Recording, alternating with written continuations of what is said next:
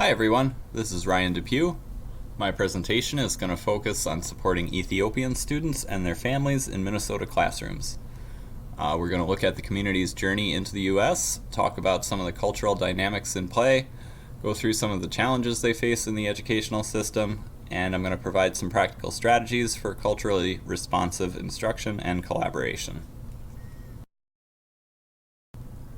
The Ethiopian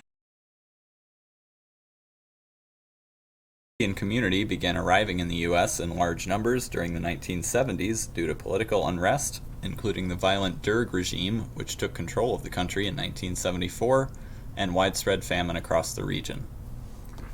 Changes to U.S. immigration policy at the same time made resettlement more accessible for refugees. Unlike some immigrant groups who have clustered in concentrated ethnic districts, Ethiopians have generally settled spread across diverse neighborhoods. There's a strong Ethiopian presence in Washington, D.C., as well as right here in the Twin Cities. Ethiopian students have faced and continue to face a number of challenges in our education system. Language barriers are common, and interpretation services can be difficult to acquire given the variety of languages spoken in Ethiopia.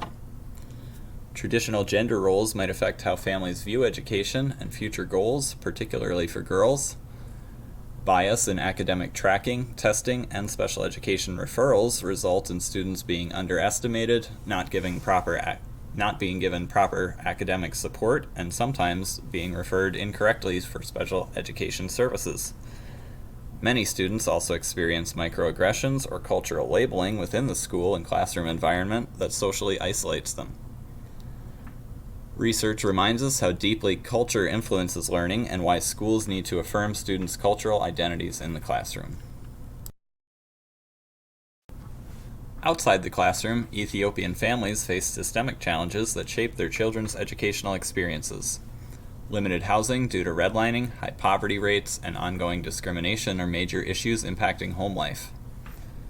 Differing expectations surrounding gender roles may lead to miscommunication and disagreement between schools and families.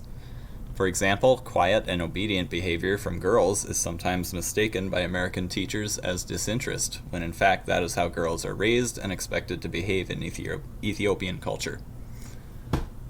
Acculturation can also create some tension between generations as young people adapt to American norms faster than their parents. Unfortunately, Muslim students also often face Islamophobia in this country, especially regarding their clothing or prayer. Faith and language are two main aspects central to Ethiopian identity. The two largest religious groups are Ethiopian Orthodox Christians and Muslims. Faith shapes daily life and can impact school attendance. Fasting is common in both traditions, and many students choose to fast at school. Major holidays like Mezcal, Timkat, and Eid are sacred and may involve time away from school. Language diversity is also rich, with both Amharic and Oromo widely known, the latter being more common in Minnesota. Understanding these dynamics of faith and language can do a lot to help educators support students and families respectfully and avoid misunderstandings. Ethiopians have a rich culture that places a high value on tradition, family, and community. Meals are often shared from a common dish at the table and eaten with injera, a kind of bread, rather than utensils. Cuisine generally consists of spicy, flavorful stews, and some of these foods reflect deep cultural symbolism. Traditional dress boasts colorful and intricate patterns and is worn on holidays and special occasions. Family structure is close-knit and often includes multiple generations cohabitating. Elders hold a respected role in major decisions and are generally held in high esteem socially.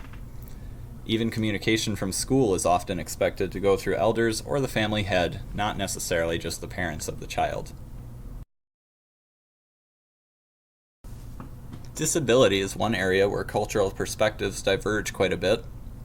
In traditional Ethiopian contexts, developmental conditions like autism or intellectual disabilities may be seen as spiritual issues, sometimes believed to result from curses, sin, or divine punishment.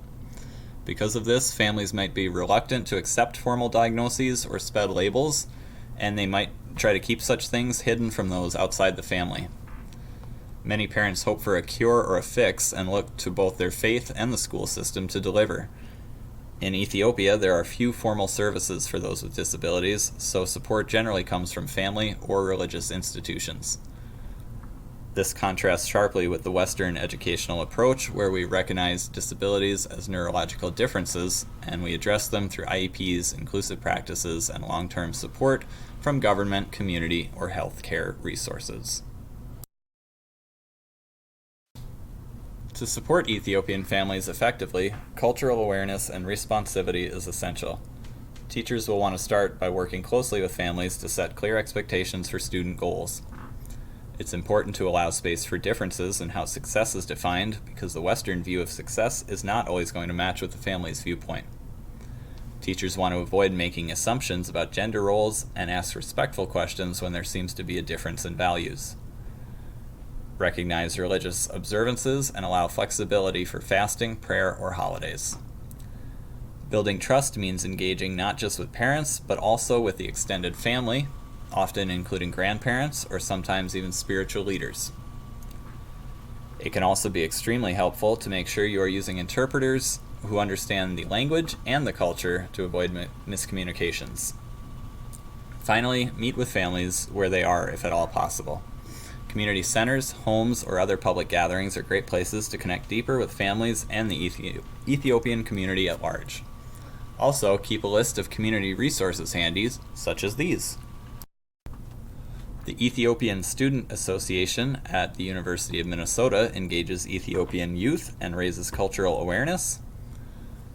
The Ethiopian community in Minnesota, Aniwa Community of Minnesota, and the Ethio-American Foundation all offer programming, translation, parent education, and host cultural events. Reaching out to these organizations can help teachers and schools build stronger relationships with families while also expanding their own understanding of Ethiopian culture. Okay, our hot button question is, how can educators navigate conversations about disabilities with Ethiopian families who may see these conditions as curable, shameful, or spiritually based, rather than neurological and lifelong? This is an issue that I've witnessed come up several times in my own professional experience, and I would love to hear some of your opinions about it. I think this is one of those tough questions that really challenges us as teachers to think about how we're approaching cultural differences, and look at them not so much as an obstacle or a barrier, but like a framework to work within that'll actually work to improve communication and trust between families and schools. Thanks so much for watching, everybody. Here are my references. Please let me know if you have any questions or comments. Thank you.